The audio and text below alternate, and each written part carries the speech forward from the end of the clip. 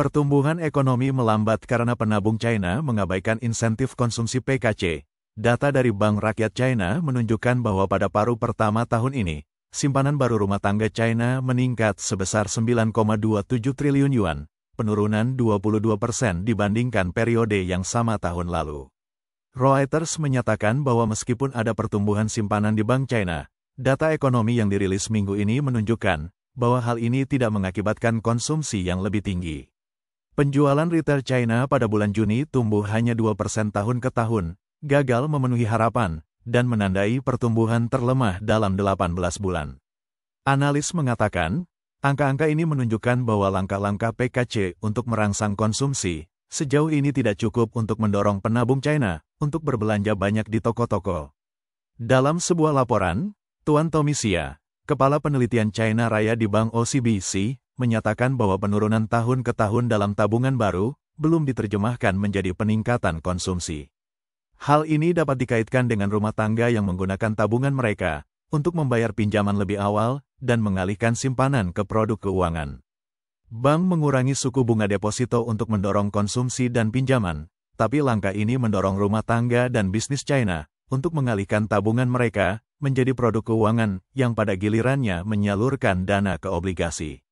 Analis menunjukkan bahwa karena faktor-faktor seperti jatuhnya harga real estate, ketidakstabilan pekerjaan, dan tingkat utang yang tinggi, rumah tangga China menjadi lebih berhati-hati dalam membelanjakan uang mereka.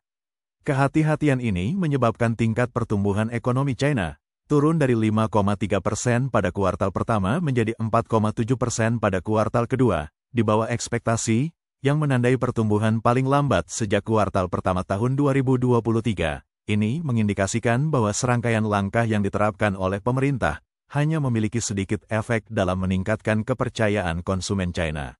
Selain itu, data yang dirilis oleh PKC pada tanggal 15 Juli menunjukkan bahwa pada paruh pertama tahun ini, investasi pengembangan real estate turun sebesar 10,1%, dan area penjualan serta volume penjualan perumahan komersial yang baru dibangun secara nasional turun masing-masing sebesar 19% dan 25% tahun ke tahun.